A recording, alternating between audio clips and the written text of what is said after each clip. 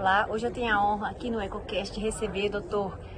Maximiliano Otero. Ele é cardiografista, mestrado na Universidade Fluminense, tem passagens aí na Argentina e em Zurique, na Suíça, para fazer a formação em cardiopatia estrutural. E eu tenho a honra de falar hoje com ele sobre a TAV. É um prazer te receber aqui, doutor Max. É sempre um prazer, principalmente agora pessoalmente contigo, aqui no Congresso do DIC, um evento ótimo.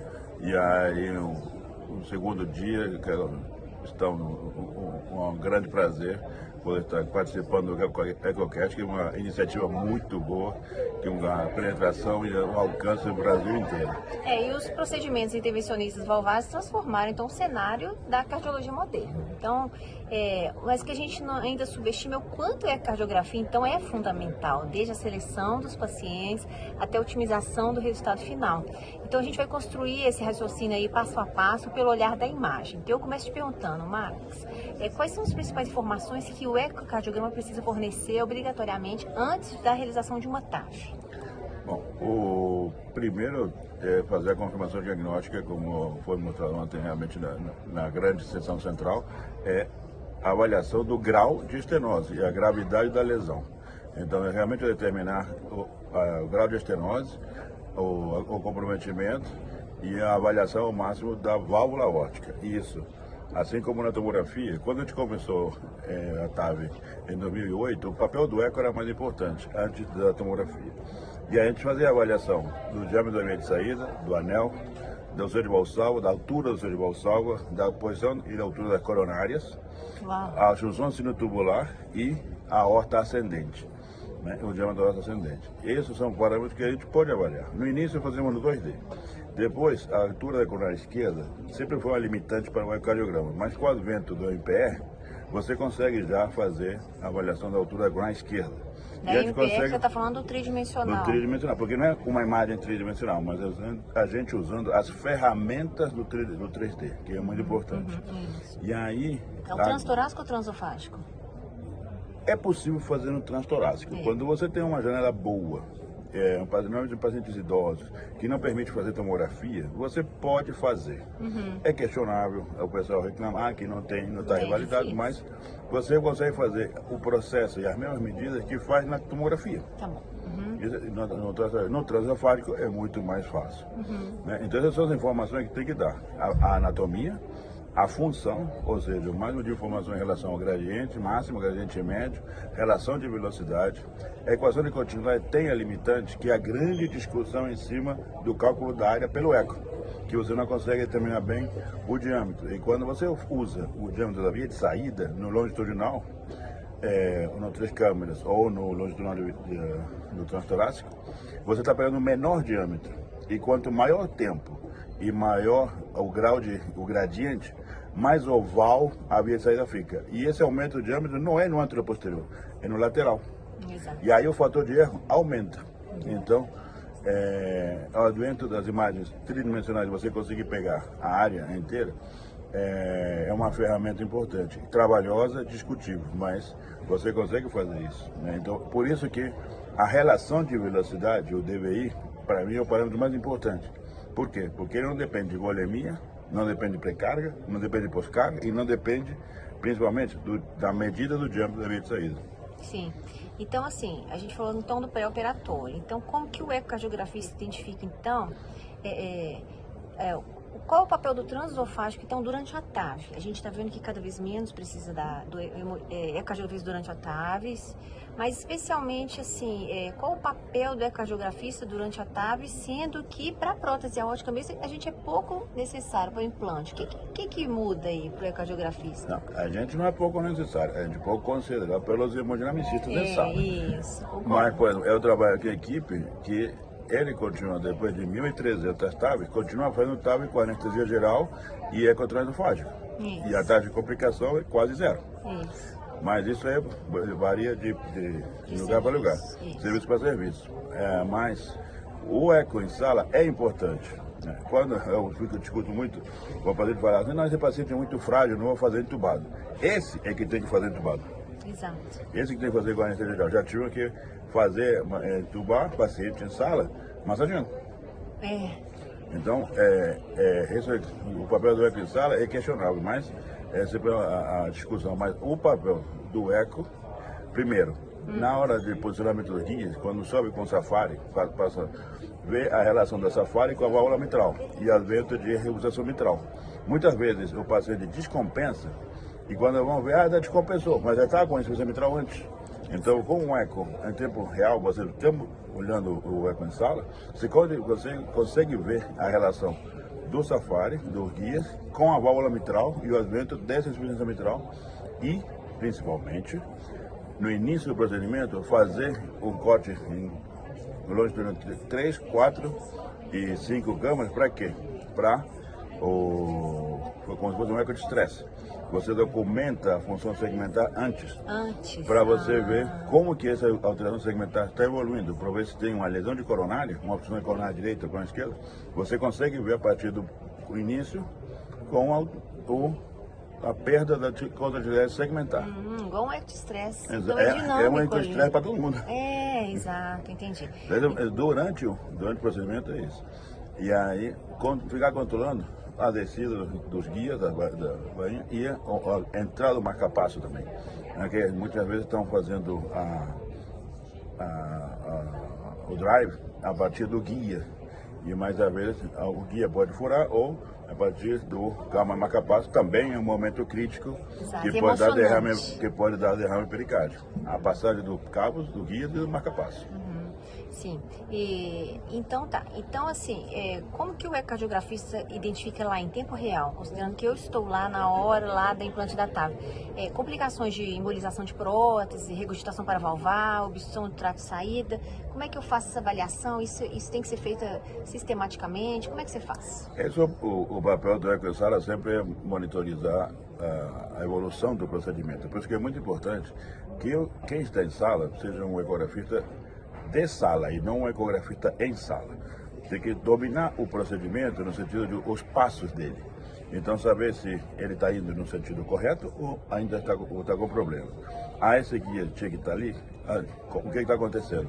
E está atento ao procedimento, passo a passo. Então, como eu falei, calma, marca passo, pode dar derrame pericárdio, então ficar atento ao pericárdio, ficar atento à queda da frequência, ficar atento à queda da pressão, advento de remora dentro do ato direito, dentro do ato esquerdo. É um sinal de que, opa, quando você começar a ver que tem remora, aí olha para a função, alguma coisa ficou errada aqui. Né? Então isso é importante. Né? E regurgitação paravalvar está sendo comum? Ou esses dispositivos novos que tem a saia diminuíram 100%? Como é que está? Não, isso realmente, os dispositivos novos com saia é um progresso muito importante. Durante o implante, realmente não dá muita importância ao papel do eco, porque às vezes fica na frente. Então, tira, puxa, mas tem que ficar atento ao mitral. Né? Mas, com o posicionamento, ver se realmente você está pegando o mitral, com as balão autoexpansivas, que antigamente tinha um posicionamento mais baixo, agora chama de shallow, na altura do anel, essa comprometida da mitral melhorou muito. A primeira coisa é se a válvula ficou bem expandida, se ficou redonda, se o folheto está mexendo bem. Então, se o folheto está mexendo bem, é porque a válvula está bem expandida. Se ele fica mexendo bem enrugado, a válvula está oval, a válvula não está bem expandida. Quando tem que avaliar, também fica de olho, no cálcio do anel, em relação a sua quantidade e a sua distribuição. Porque quando ele é uniforme, ele tem um comportamento na válvula. Mas quando ele é segmentado, principalmente perto do coronariano esquerdo ou no coronariano, ele acaba ficando com umas pedras de cálcio. E isso fica um espaço que você não adianta balonar que aquele líquido não vai desaparecer. Então isso aqui a gente fica de olho, nos líquidos. O mais frequente é você pegar um líquido entre o não coronariano e o coronariano esquerdo, ou seja, na porção posterior da válvula. E isso é mais fácil de ser visto no transesofágico. Os líquidos anteriores são mais fáceis de ser vistos no transtorácico, ou seja, relacionados ao coronariano direito. Sim, então no transtorácico você consegue ver, porque a sombra da prótese pode estar para trás. Mas não são mais frequentes. Os mais frequentes são posteriores, quando a sombra da prótese pode estar para frente. Então você consegue ver bem por trás. E eu uso muito uma ferramenta, eu estava falando com o Eugênio mais cedo, que acho que ele tem mais cabelo branco que eu, que ele também usa o modo M. Eu sou um amante do modo M. M Color Mode? Exatamente, o bom e velho modo M, com colorido. Então faz uma varredura de toda, desde a aorta ascendente até dentro do ventrículo, mapeando o que seria a continuidade mitral aórtica, para ver com a regulagem de ganho e escala, para você ver a presença de fluxo ao redor do anel da prótese. Uau. Né? E tem uma acessibilidade, uma relação temporal melhor que o 2D. Né? E então você consegue ver. Então eu gosto muito de usar o 3D, mas o 3D Color tem uma frequência um pouco menor. Ele é bom para ilustrar, mas o 2D, o modo M, o 2D com Color é fundamental para a localização e a necessidade dos líquidos para valvar e depois o gradiente da válvula. Exato, e o gradiente da válvula. Sempre tem uma discussão em relação com o pessoal do hemodinâmica, porque os gradientes da válvula, a eco, sempre são maiores do que a hemodinâmica. Sim, e ainda vão ser baixos. Tem que ser baixo, mas temos que ficar atento que se existe ou não uma boa expansão do folheto, a boa expansão da saia da válvula, né? Se a válvula ficou bem posicionada em relação a se está muito baixa, muito alta, e se está esmagada, se está enforcada, para avisar ou não fazer balonar. De novo. E se tem esse refluxo protético ou paraprotético, porque se for um refluxo protético, a principal motivo é o guia. O guia está lá dentro ainda? Não, então tira, não está mais o guia. Não é pelo guia, então a válvula pode estar mais expandida. A posição das cúspides da válvula. Uau, então tem que expandir de novo. Tem que reforçar. O guia de novo e reforça. Tem que expandir. Isso é que tem que ficar de olho. Então, qual o motivo, qual o mecanismo dessa regurgitação? Tá, então atualmente tem pouca regurgitação aórtica se a gente for comparar com 10 anos atrás, quando a gente começou a guiar esses procedimentos de hemodinâmica, né? Por causa da SAI. Sim. Então, assim, e quais parâmetros ecocardiográficos, então, a gente deve avaliar logo após o implante, então, no segmento da prótese aórtica? Como que você descreve, como é que você descreve a prótese? Presença de prótese, endoprótese, prótese de prótese tipo TAV, como é que se descreve aí o pós-operatório? No pós-operatório imediato, antes da alta, normalmente no dia seguinte, é mais importante ver que a prótese esteja no lugar. Isso, ótimo.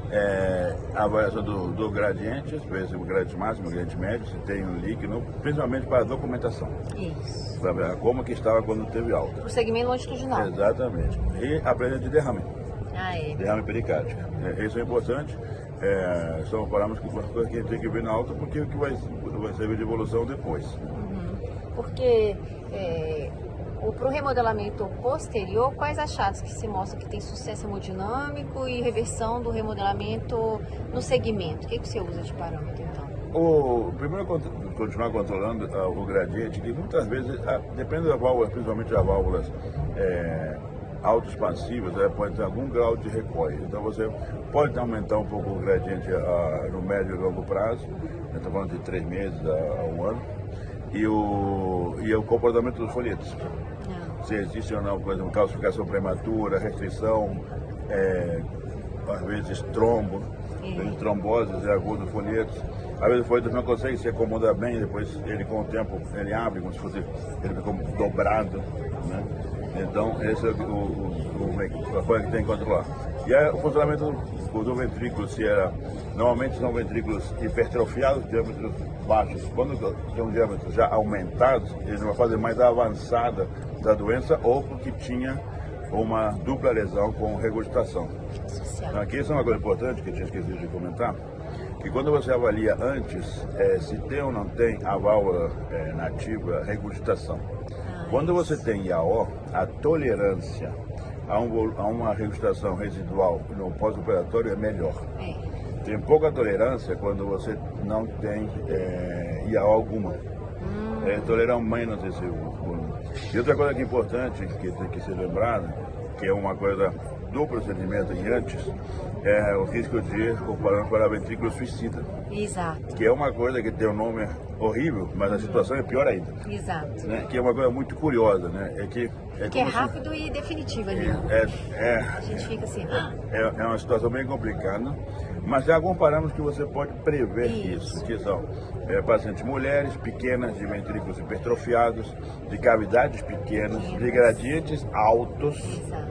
principalmente gradiente alto, porque a situação como eu vejo a explicação do ventrículo suicida é como se você tivesse um halterofilista, daquele bem marombado, com músculos bem atrofiados, hipertrofiados, e levantando 150 quilos, 75 de cada lado. E ele vai lá, tá aquela força, tá levantando, e de repente vem dois colegas muito simpáticos e tiram os 75 quilos de cada lado. E ele vai levantar e bora. E quando ele vai, não tem mais aqueles 150 quilos. E ali os braços vão embora. E aí isso que acontece com o ventrículo. Ele está com uma carga de pressão muito grande e de repente você abre aquilo e aí o ventrículo, pá, fecha. Ah, isso. Então e aí nessa essa é a minha visão do que acontece com o ventrículo suicida. Ele tira a carga de repente e aquele ventrículo fecha. Aí fecha a via de saída e morre. E fecha. Essa que é como então prevê assim, essa paciente tem aquela de vamos ficar de olho, ou seja, vamos aumentar a volemia, vamos mexer na pós-carga, vamos ficar com o trabalho com o anestesista. CTI também é importante ficar nele. Mas a gente já chegou no CTI. É, né? É verdade. No ventrículo CTI. É mesmo. Esse é o importante papel, por isso é que está em sala, e esse é como você tinha falado, a coisa importante da avaliação pré. Então, não somente a anatomia da válvula, as características da válvula em relação à coronária, altura, seio. A altura coronária, porque todo mundo fala altura coronária. Qual o risco da altura coronária? Que o folheto da prótese fecha quando levanta, o folheto nativo fecha a coronária. Então, é a relação entre a altura da coronária e o comprimento do folheto. Tá. E quando tem aumento de gradiente de repente? Eu fiz uma TAV e passou 1 ano, passou 2 anos, ou passaram 5 anos e começa a ter um gradiente alto. Qual que é a principal causa? É trombose? É falha estrutural? Depende da prótese? Quando é no curto prazo, a primeira coisa que você pensa é trombose. A longo prazo é degeneração. Se for 3 meses ou 6 meses, é degeneração prematura da válvula, do folheto da válvula. E depois calcificação prematura e excessiva do folheto, mas primeiro a degeneração por fibrose e depois a calcificação. Quanto tempo?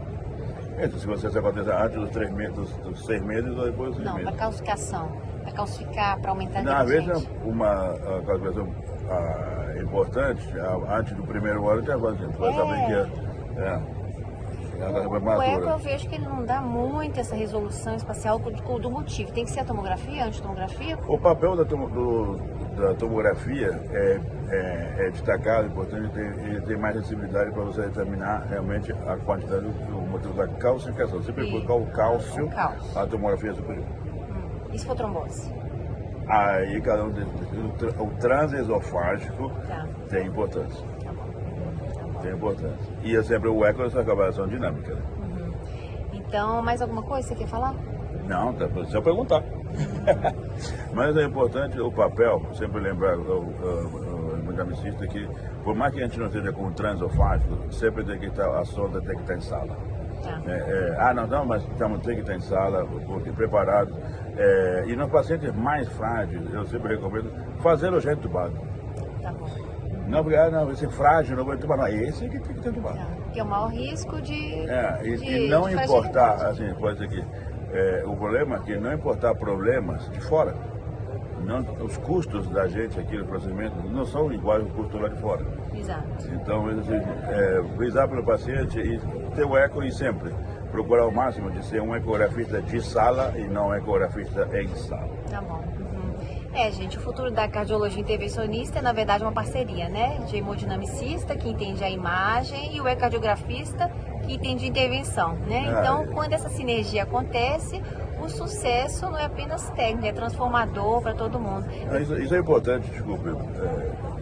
Como você vê aqui hoje, você vê que aqui no DIC, como há 10 anos atrás, a participação de temas ligados à estrutural era quase nada, não tinha. Mas agora, a participação e o interesse das pessoas nesse congresso, eu fiquei muito feliz assim, em relação ao interesse, em relação aos temas ligados à estrutural, à patologia, resolução estrutural e ao sinergismo com a intervenção.